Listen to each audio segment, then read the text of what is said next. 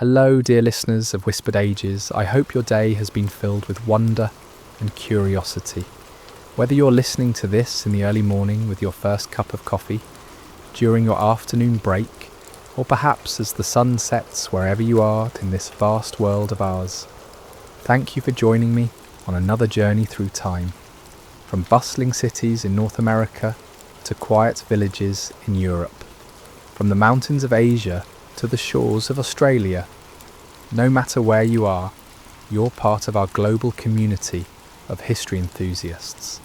If you're new here, welcome to Whispered Ages, where we uncover the forgotten stories of civilizations that once shaped our world. And if you haven't already, please consider subscribing so you never miss these tales from the past. Now let me take you to a place where the air is thin and the mountains touch the sky, where ancient stones still whisper secrets of a mighty empire that once ruled the seas. In the Ethiopian highlands, great granite obelisks rise from the earth like fingers pointing toward heaven, silent witnesses to a forgotten African empire that once commanded the seas. These towering monuments, some reaching over 100 feet into the sky, stand in fields of golden grass under the vast African sun, their surfaces carved with intricate symbols and patterns that speak of royal power and divine authority. The wind whistles through their shadows, carrying with it the echoes of a civilization that once rivaled Rome itself in wealth and influence. These are not mere stones, they are the last sentinels of Aksum, an empire that flourished for nearly a millennium in the Horn of Africa, controlling trade routes that stretched from the Mediterranean to the Indian Ocean. Yet despite their magnificent legacy, most of the world has forgotten their story. Who were the people of Aksum, and how did their mighty empire disappear into the mists of history, leaving only these stone giants to mark where kings once walked and merchants once counted fortunes in gold and ivory? To understand this mystery, we must journey back nearly 2,000 years to a time when the Ethiopian plateau was not the landlocked region we know today, but the beating heart of international commerce, where the fate of empires could be decided by the skill of sailors and the wisdom of kings. The story of Aksum begins not with conquest or dramatic revelation, but with the patient work of farmers high in the Ethiopian mountains. Here, on a plateau that rises more than 8,000 feet above sea level, early agricultural communities discovered they could grow crops that would feed not just families, but entire civilizations.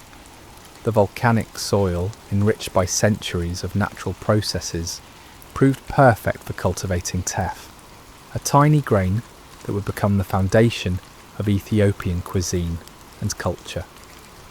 Alongside teff grew barley and wheat, creating an agricultural surplus that would prove crucial to Aksum's later rise. But geography would prove to be Aksum's greatest gift.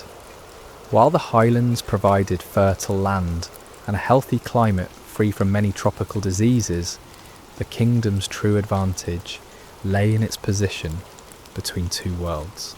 To the east flowed the Red Sea, that narrow ribbon of water connecting the Mediterranean to the Indian Ocean.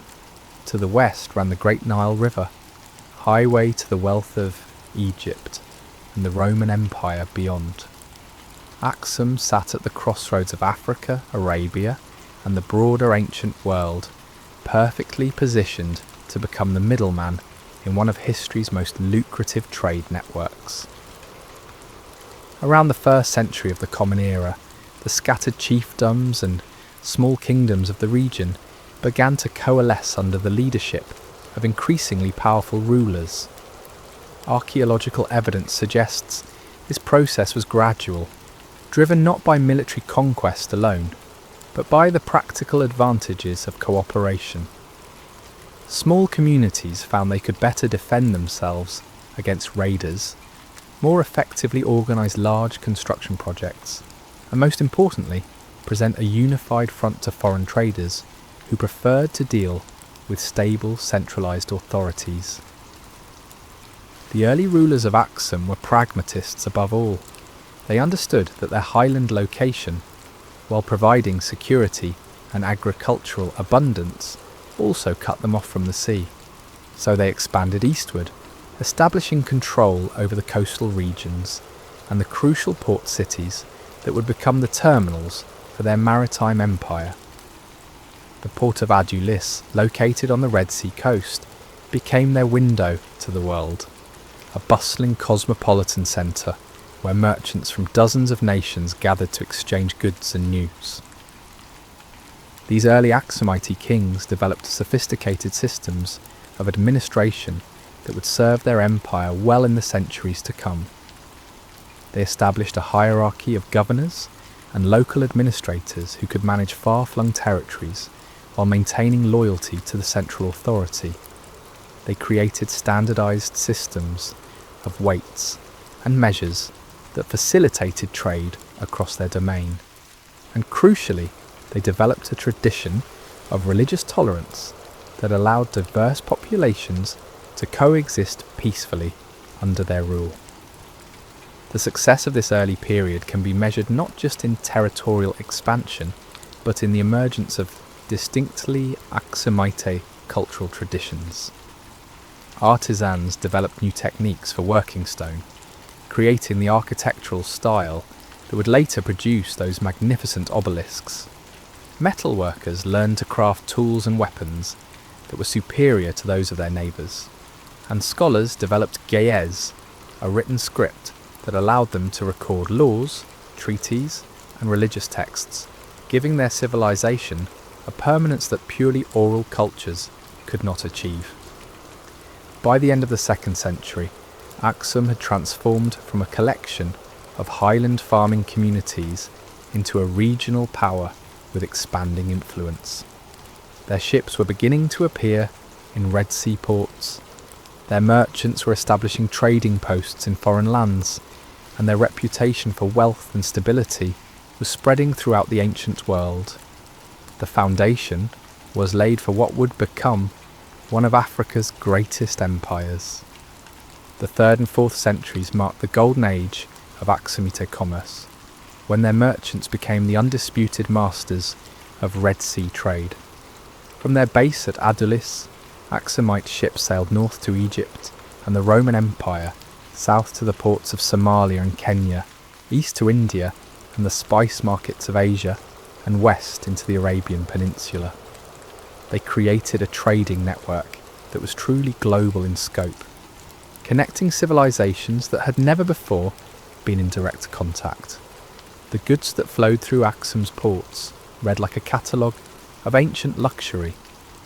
From the African interior came gold, mined in regions that are still productive today, transported by caravan across hundreds of miles of difficult terrain to reach Aksumite trading posts. Ivory arrived from the elephant herds that then roamed freely across much of East Africa, carved into intricate decorations and practical items that were prized throughout the Mediterranean world. Frankincense and myrrh, those aromatic resins so valued for religious ceremonies and medical treatments, travelled from the highlands of Somalia and southern Arabia to Aksumite warehouses, before continuing their journey to temples and palaces across the ancient world. Perhaps most exotic of all were the live animals that Aksum exported to satisfy the curiosity and entertainment needs of distant empires. Roman records speak of Aksumite merchants who could provide lions, leopards, elephants, rhinoceroses, and giraffes for the amphitheatres of Rome. The logistics of capturing, maintaining, and transporting such creatures across thousands of miles of ocean speaks to the sophistication of Aksumite commercial organisation. In exchange for these African treasures, foreign goods flowed into Aksum in equally impressive quantities.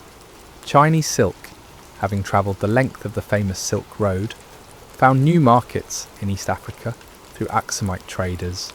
Indian spices, cottons, and precious stones filled warehouses in Adulis and the Highland capital. Roman wine and manufactured goods provided luxury items for the Aksumite elite, while Persian carpets and metalwork added to the cosmopolitan atmosphere of Aksumite cities. The scale of this trade is perhaps best illustrated by Aksum's monetary system.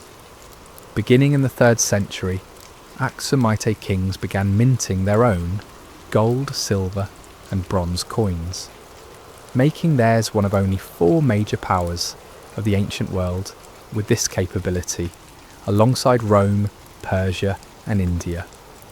These coins, bearing the images and inscriptions of successive kings, have been found not just throughout the Red Sea region, but as far away as India and even China, testament to the reach of Aksumite commerce.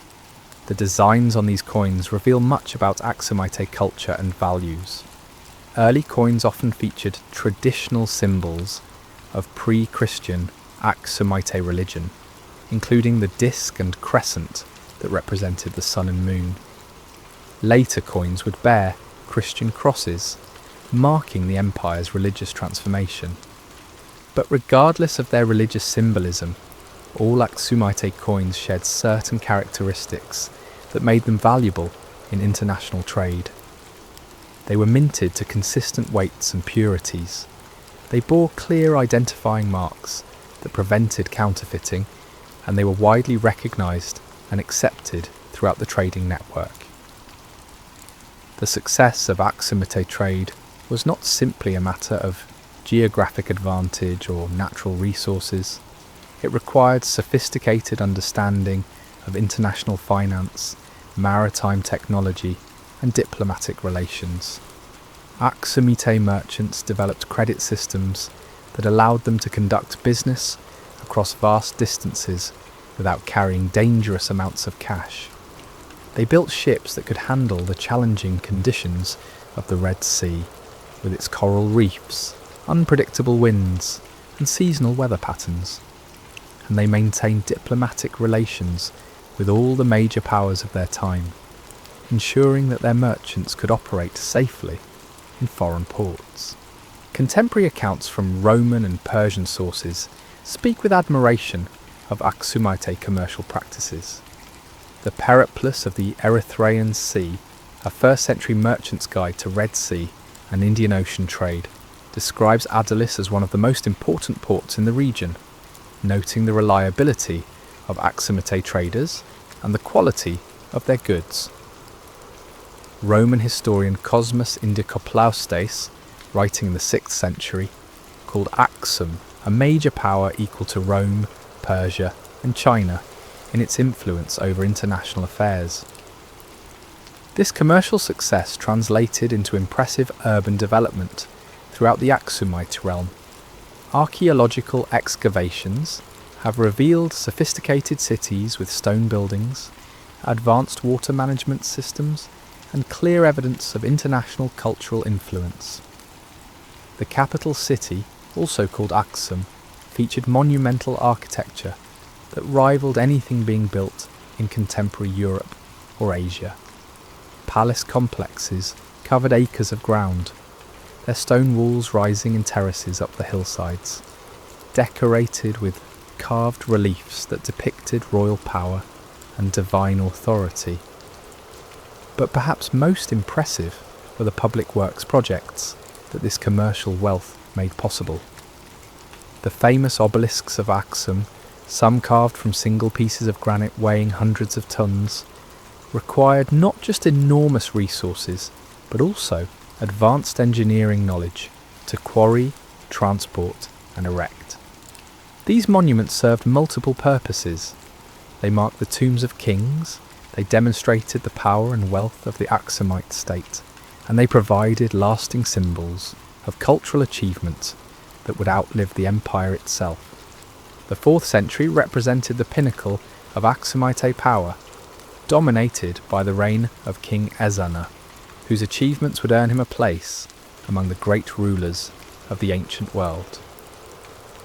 Coming to the throne around 320 CE, Ezana inherited an empire already wealthy and influential. But under his leadership, Aksum would reach heights of power and territorial control that it would never again achieve. Ezana's military campaigns extended Aksumite control far beyond its traditional boundaries. To the north, he conquered territories that reached deep into modern-day Sudan, bringing the rich Nile trading routes under direct Aksumite control. These campaigns were not mere raids for plunder, but systematic conquests that established lasting Aksumite administration over vast new territories. Inscriptions left by Ezana's forces, carved into stone monuments throughout the conquered regions, describe organised military expeditions with careful logistics and clear political objectives. But Ezana's most audacious military achievement was his conquest of territories across the Red Sea in the Arabian Peninsula. Aksumite forces crossed the narrow strait at the southern end of the Red Sea and established control over significant portions of what is now Yemen and western Saudi Arabia. This expansion gave Aksum control over both sides of the critical Red Sea trade route, allowing them to levy taxes and fees on virtually all commerce passing through this vital waterway. The logistics of maintaining an empire that spanned 2 continents were formidable. Ezana developed an administrative system that combined central authority with local autonomy, appointing governors who were responsible to the king but who had considerable freedom to adapt royal policies to local conditions. Communication across these vast distances required sophisticated courier systems, while military control necessitated the construction of fortresses and garrison towns that could project Aksumite power even in remote regions. During Ezana's reign, Aksum underwent its most significant cultural transformation with the king's conversion to Christianity. This was not merely a personal religious decision, but a calculated political move that would have profound consequences for the empire's future. By adopting Christianity, Ezana aligned Aksum with the Roman Empire, which had itself recently converted under Constantine, creating diplomatic and commercial advantages that served Aksumite interests well. The story of Ezana's conversion, as recorded in both Aksumite and Roman sources, reads like something from a medieval legend. According to tradition, 2 young Roman Christians, Frumentius and Aedesius, were shipwrecked on the Red Sea coast and brought to the Aksumite court as slaves.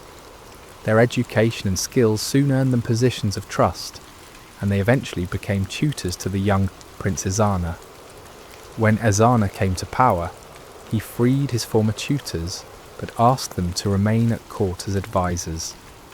Frumentius eventually travelled to Alexandria, where he was ordained as a bishop by the Patriarch of Alexandria, returning to Aksum to become the first bishop of the Ethiopian Church. Whether this romantic tale captures the exact historical facts or not, the consequences of Ezana's conversion were real and lasting. Christianity became the official religion of the Aksumite court, though traditional beliefs remained strong among much of the population. Christian symbols began appearing on Aksumite coins, replacing the traditional disc and crescent with the cross. Churches were built throughout the empire, some of which survive today as archaeological sites that reveal the distinctive architectural style that emerged from the fusion of Aksumite building traditions with Christian religious requirements.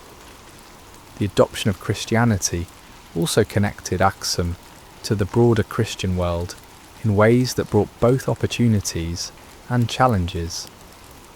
Aksumite rulers began to see themselves as protectors of Christian communities throughout the Red Sea region, occasionally intervening militarily to defend Christian populations in Arabia who were threatened by non-Christian rulers. These interventions enhanced Aksum's reputation in the Roman Empire, but also created new sources of conflict with emerging Islamic powers. Under Ezana and his successors, Aksumite art and architecture reached new heights of sophistication and grandeur.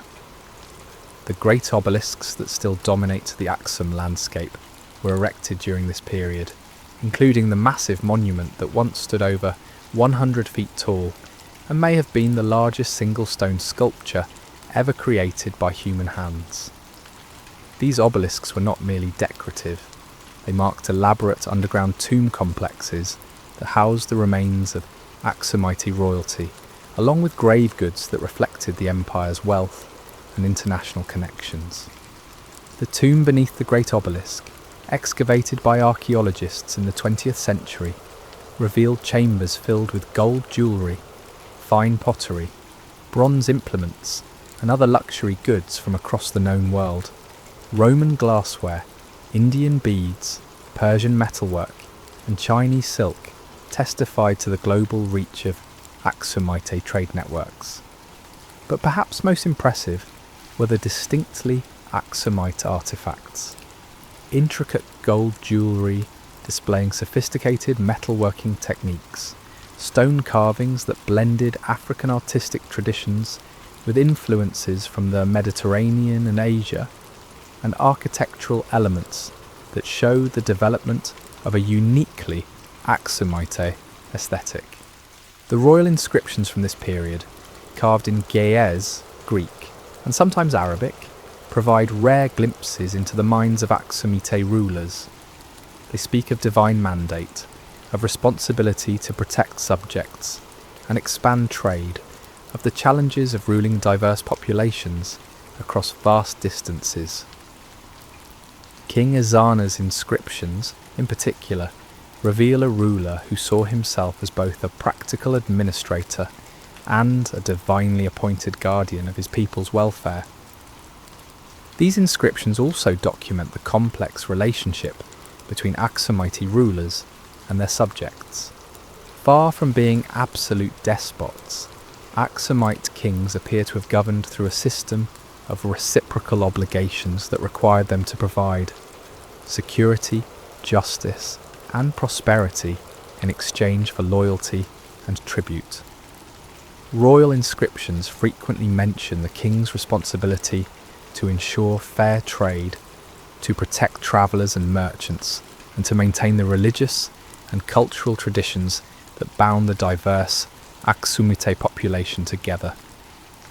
The Age of Kings reached its zenith in the 6th century under rulers like King Caleb, who launched ambitious military campaigns to protect Christian populations in Arabia, and who maintained diplomatic relations with the Byzantine Empire that brought Aksum recognition as one of the major powers of the medieval world. But even at this height of power and influence, the seeds of decline were already being planted by forces that would prove beyond any king's ability to control. The 7th century brought changes to the ancient world that would prove catastrophic for the Aksumite Empire, beginning with the rise of Islam and the rapid expansion of Arab power throughout the Middle East and North Africa. The new Islamic caliphates that emerged from the Arabian Peninsula were not merely religious movements, but also military and commercial forces that would reshape the entire structure of international trade and diplomacy. For Aksum, the rise of Islam represented both ideological challenge and practical threat. As Christian rulers governing territories that included significant Muslim populations, later Aksumite kings found themselves increasingly isolated in a region where Islamic political power was becoming dominant. The early Islamic conquests swept through Byzantine territories in Egypt and Syria, cutting off many of the traditional trade routes that had connected Aksum to the Mediterranean world. More significantly, the new Islamic powers began to develop alternative trade routes that bypassed Aksumite control. Muslim merchants and sailors, drawing on centuries of Arabian maritime tradition, began to establish direct trading relationships with Indian Ocean ports. eliminating the need to pay the taxes and fees that Aksumite middlemen had traditionally charged.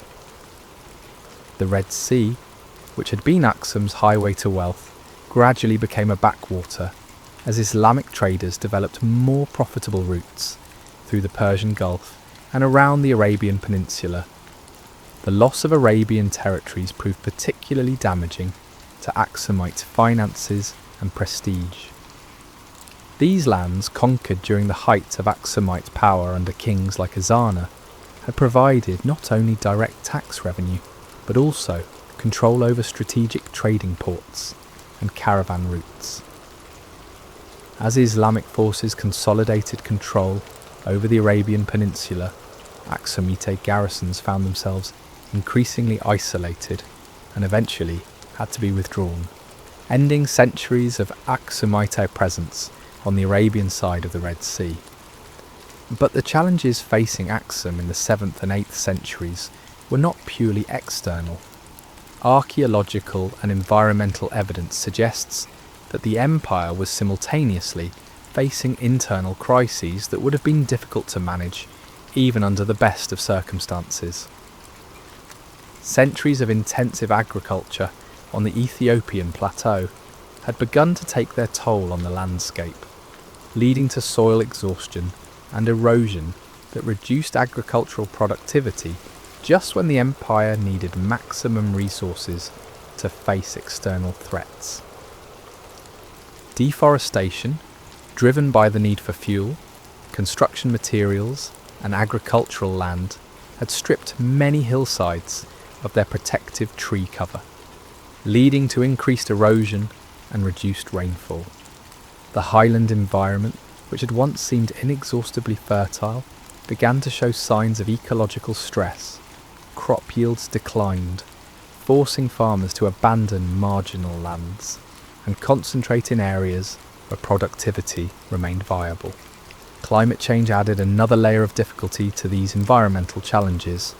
Paleoclimatic evidence suggests that the 7th and 8th centuries witnessed a period of reduced rainfall across much of East Africa, making agriculture more difficult and reducing the flow of rivers that had powered mills and provided water for urban populations. The Great Lake Tana, source of the Blue Nile, and traditionally a reliable source of water for the region, experienced lower levels that reduced its usefulness for transportation and irrigation.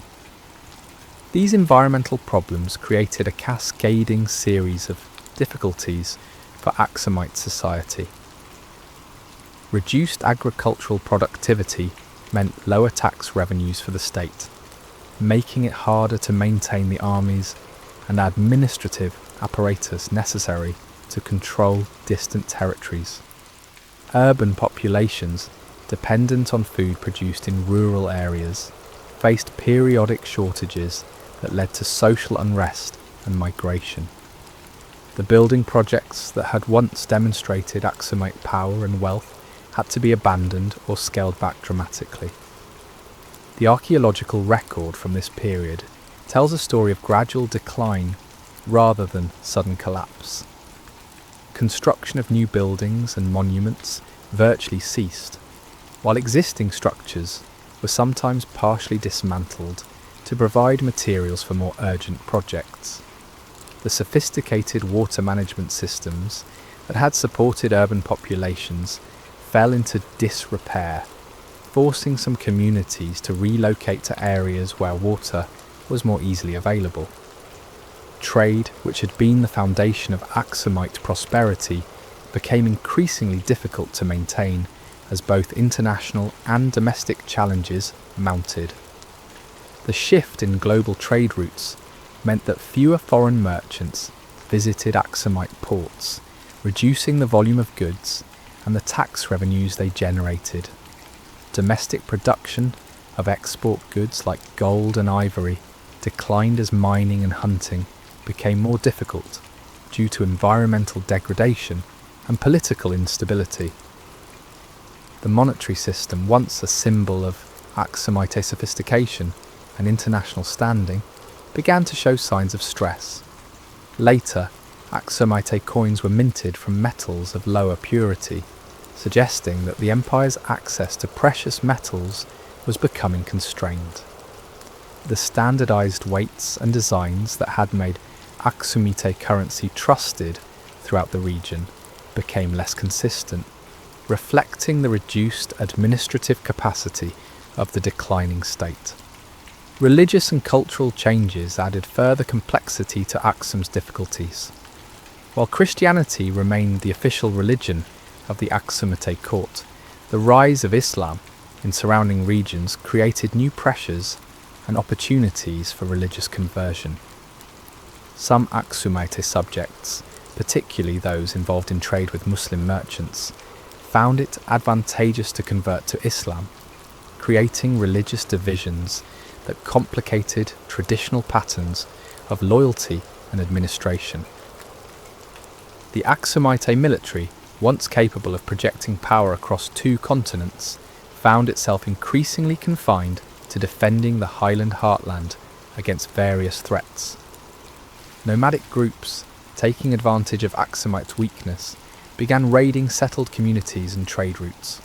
Local governors, no longer able to count on support from the central government, began to act more independently, sometimes openly defying royal authority. By the end of the 8th century, the Aksumite Empire, that had once rivaled Rome in wealth and influence, was clearly in decline. The great trading networks that had brought prosperity for centuries were disrupted. The territorial control that had provided security and resources was contracting, and the administrative systems that had held the empire together were beginning to break down. Yet this was not yet the end of the story, for empires rarely disappear overnight, and Aksum would continue to exist in reduced form for several more centuries. The final centuries of Aksumite power, from roughly 800 to 1000 CE, witnessed not a dramatic collapse, but a gradual retreat from the grand stage of international politics to become an increasingly isolated highland kingdom. The process was so gradual that contemporary observers might not have recognised it as the end of an empire, but rather as a temporary adjustment to changing circumstances that might eventually be reversed. The most visible sign of Aksumite decline was the abandonment of Adulis, the great port city that had served as the empire's window to the world for over 7 centuries. Archaeological evidence suggests that by the 9th century, this once bustling commercial centre had been largely deserted, its warehouses empty, its harbours silted up, its cosmopolitan population scattered. The abandonment of Adulis was both cause and consequence of Aksum's withdrawal from international trade. Without the port, the empire could no longer effectively participate in Red Sea commerce. But the declining volume of trade had already made the port less viable economically. As Aksumite control over coastal regions weakened, new powers arose to fill the vacuum. Local rulers, some claiming Aksumite legitimacy and others openly defying it, established independent kingdoms and city-states that competed with each other and with the weakened Aksumite centre for control over remaining trade routes and agricultural resources. Some of these successor states maintained diplomatic and cultural connections with the Aksumite heartland, while others developed entirely new identities and alliances. The retreat from coastal territories forced successive Aksumite rulers to focus their attention on the highland core of their empire, but even this reduced domain proved difficult to control effectively.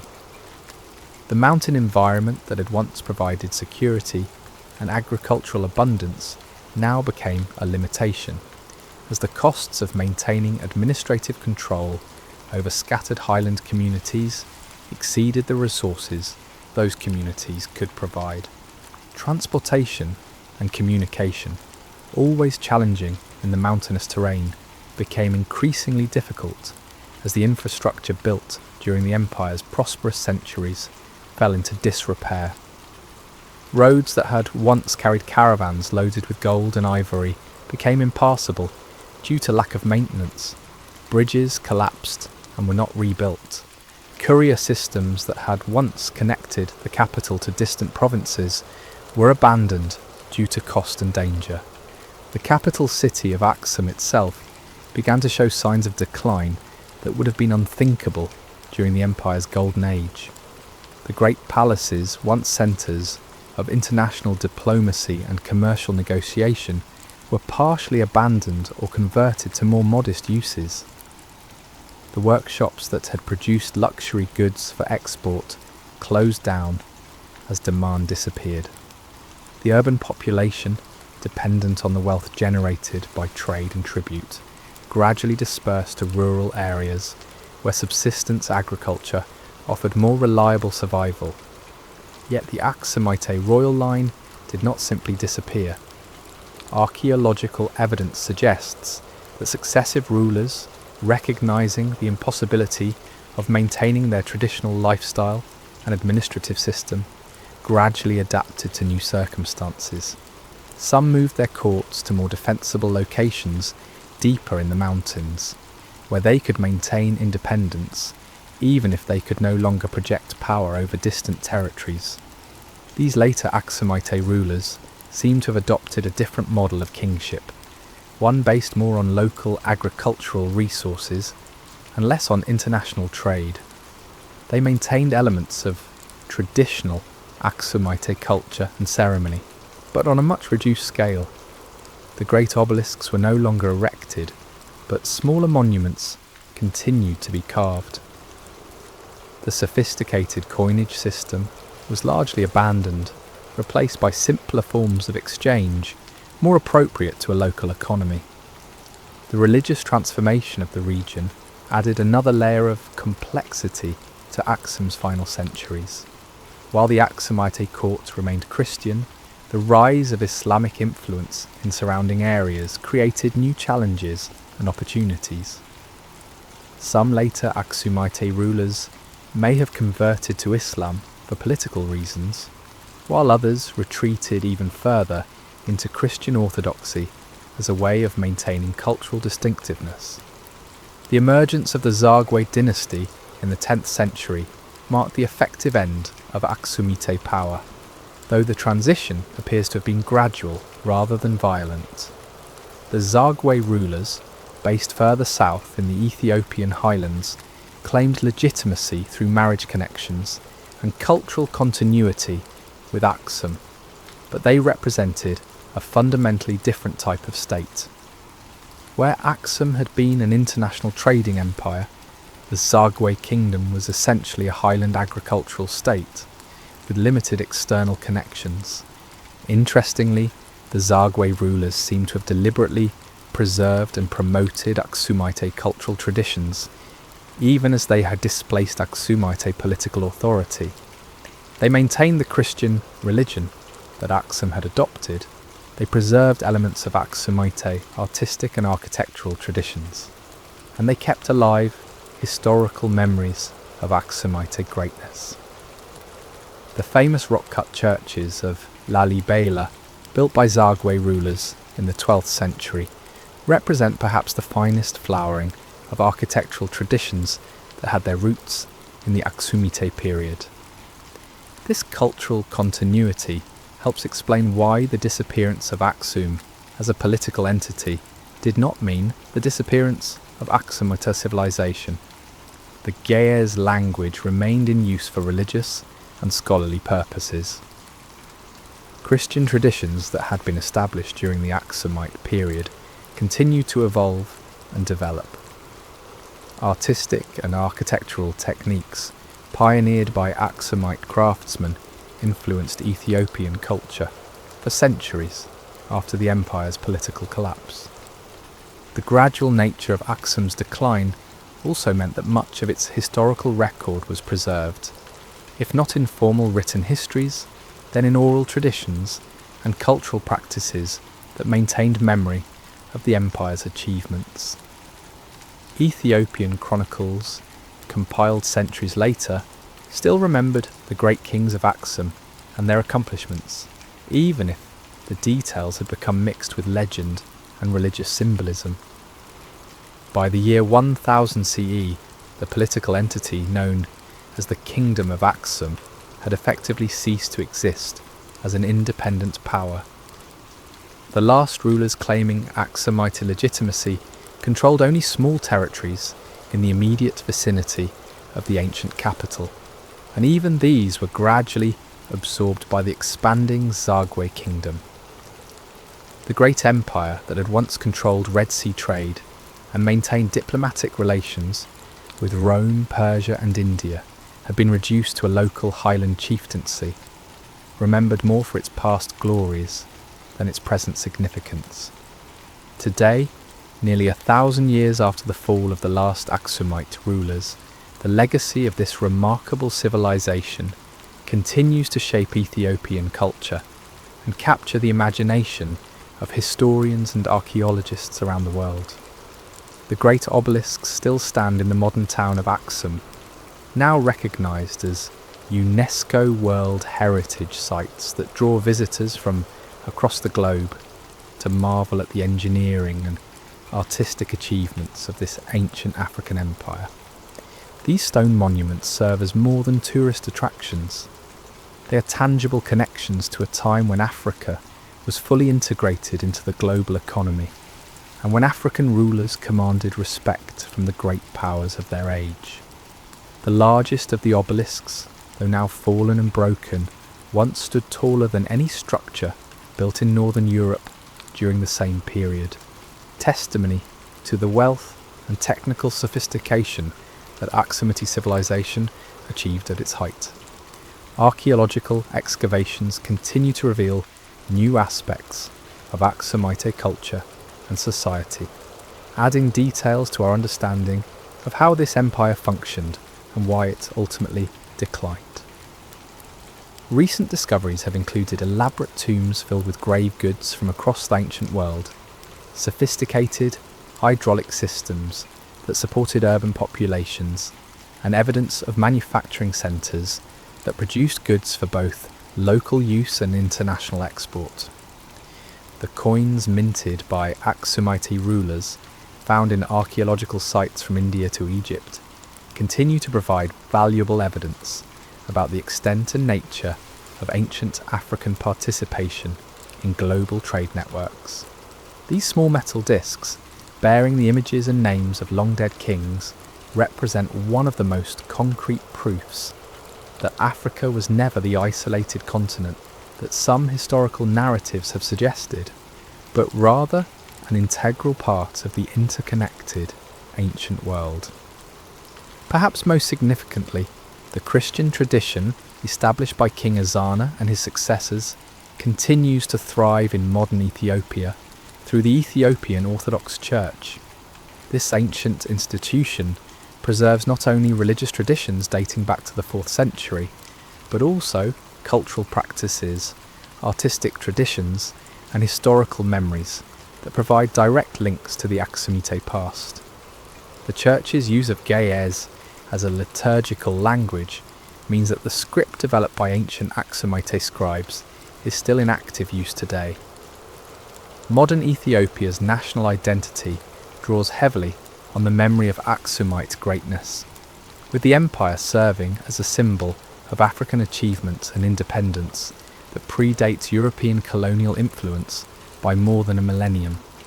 The Ethiopian flag incorporates colours traditionally associated with the Aksumite royal house, while the country's official name in Ge'ez, Ethiopia, derives from the Greek term that ancient Mediterranean writers used to describe the Aksumite realm. Yet for all the cultural continuity and historical significance, many aspects of Aksumite civilization remain mysterious. We still do not fully understand the social structure of the empire, the daily lives of ordinary citizens, or the specific factors that made decline irreversible rather than temporary. The written records left by Aksumite rulers are limited compared to those of contemporary civilizations like Rome or China. leaving historians to piece together the story from archaeological evidence, foreign accounts, and later oral traditions. The mystery of Aksum's decline continues to generate scholarly debate and research. Some historians emphasize environmental factors, pointing to evidence of climate change and ecological degradation that made the highland agricultural system unsustainable. Others focus on political and military factors, arguing that the rise of Islamic power fundamentally altered the strategic environment in ways that no Aksumite ruler could have successfully addressed.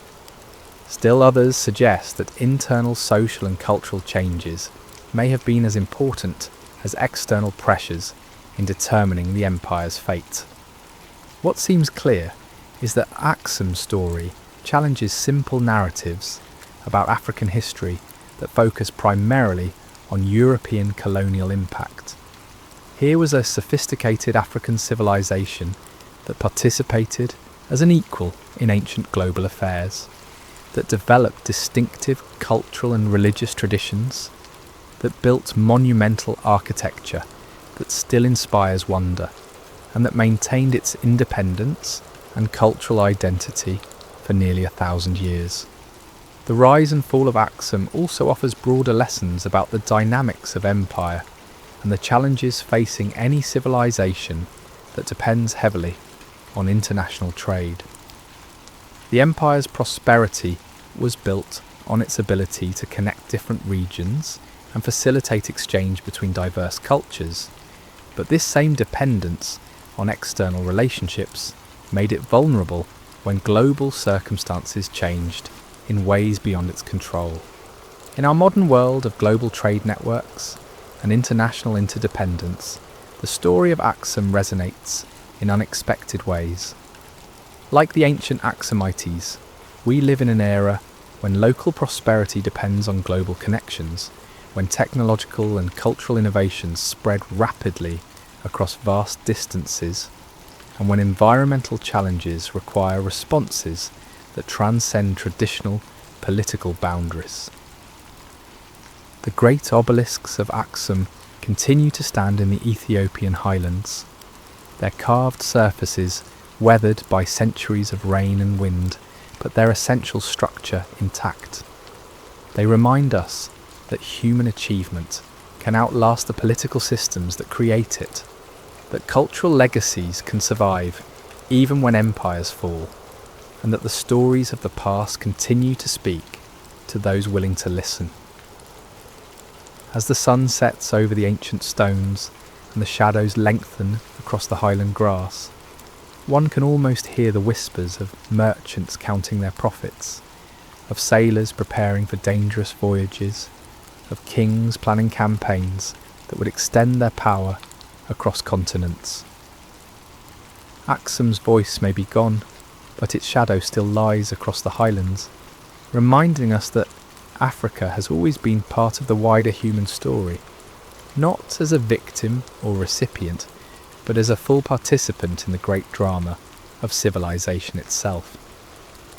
The kingdom of Aksum rose from the patient work of highland farmers and fell to forces beyond any single ruler's control, but in between, it created a legacy that continues to enrich our understanding of human potential and the complex forces that shape the rise and fall of civilizations.